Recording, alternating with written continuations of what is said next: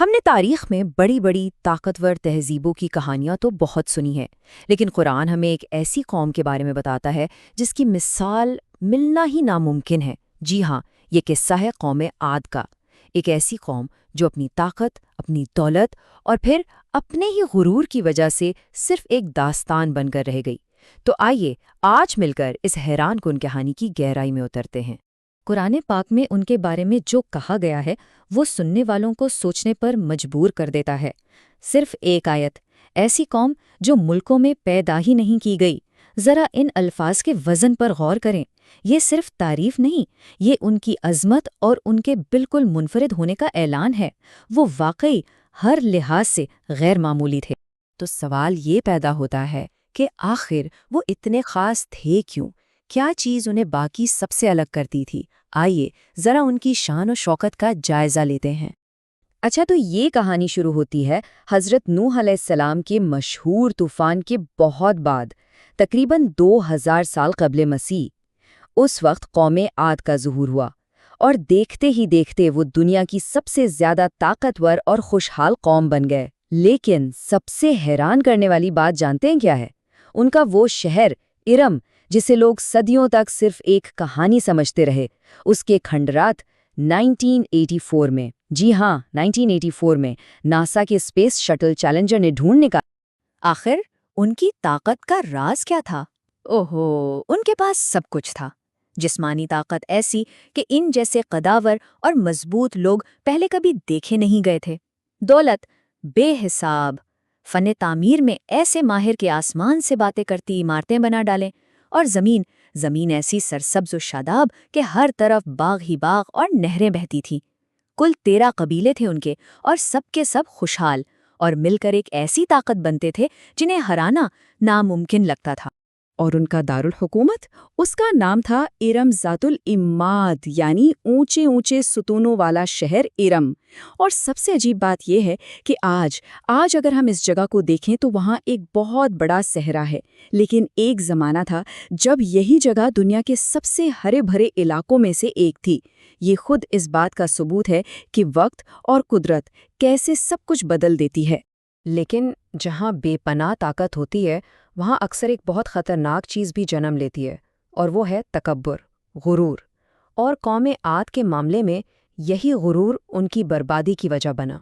ہوا یہ کہ انہوں نے اللہ کو، اس ایک خدا کو بھلا دیا اور شرک میں پڑ گئے، یعنی اللہ کے ساتھ دوسروں کو شریک کرنے لگے۔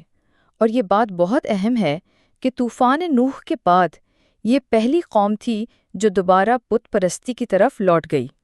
ان کے کچھ مشہور بتوں کے نام تھے صدا، سمود اور ہیرا۔ ان کے غرور کا اندازہ لگانا ہو تو ان کے بادشاہ شداد کا قصہ سنیں۔ جب اس نے پیغمبروں سے سنا کہ اللہ نے ایمان والوں کے لیے ایک ابدی جنت کا وعدہ کیا ہے، تو اس نے کیا کیا؟ اس نے کہا، میں خود زمین پر ایک جنت بناؤں گا۔ یہ سیدھا خدا کو چیلنج تھا۔ ایک انسان خدا کا مقابلہ کرنے چلا تھا، لیکن انجام کیا ہوا؟ اس کی جنت تیار ہوئی۔ وہ اس میں قدم رکھنے ہی والا تھا کہ ایک ہی لمحے میں وہ اور اس کی بنائی ہوئی جنت دونوں تباہ کر دیے گئے۔ ان کے غرور کی آواز آج بھی قرآن میں گونجتی ہے۔ وہ کیا کہتے تھے؟ من اشد منا قوتاً، ہم سے بڑھ کر طاقت میں کون ہے؟ ان کا خیال تھا کہ انہیں کوئی ہرا ہی نہیں سکتا، نہ زمین کی کوئی مخلوق، نہ آسمان کی کوئی طاقت۔ جب وہ گمراہی کے اس اندھیرے میں ڈوبے ہوئے تھے، تب اللہ نے ان کی طرف انہی میں سے ایک شخص کو نبی بنا کر بھیجا۔ ان کا نام تھا حضرت ہود علیہ السلام۔ حضرت ہود علیہ السلام کا پیغام بالکل صاف اور سیدھا تھا۔ انہوں نے کہا، اے میری قوم، صرف اللہ کی عبادت کرو، اس کے علاوہ تمہارا کوئی خدا نہیں۔ اس سے زیادہ واضح بات اور کیا ہو سکتی تھی؟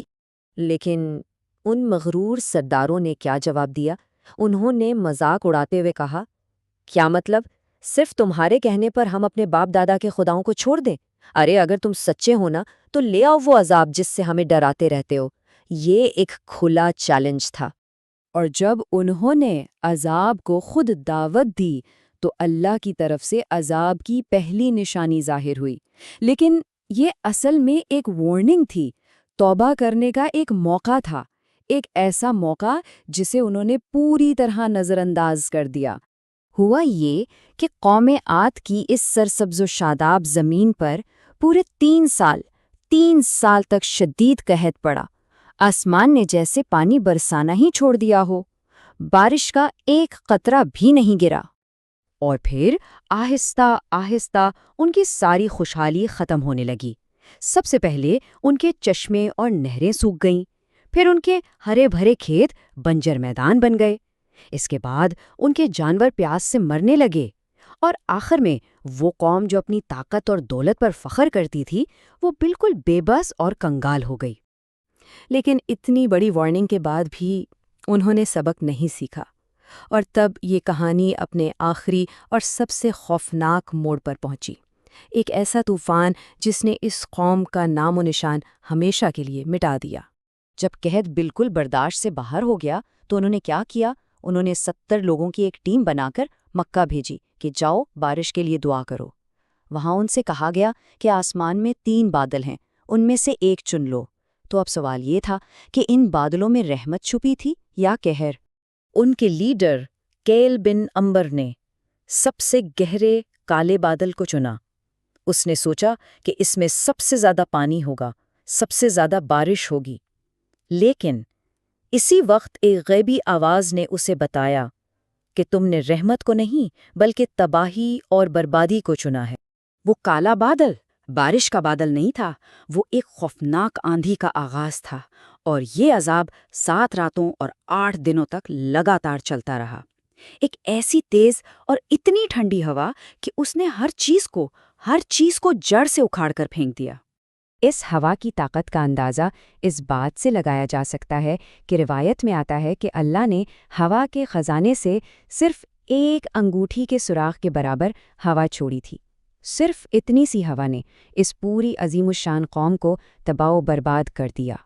تو قوم عاد کی یہ کہانی صرف ماضی کا ایک قصہ نہیں، اس میں ہمارے لیے ہر دور اور ہر نسل کے لیے ایک بہت گہرا، کبھی نہ ختم ہونے والا سبق ہے۔ تو ہم اس سے کیا سیکھتے ہیں؟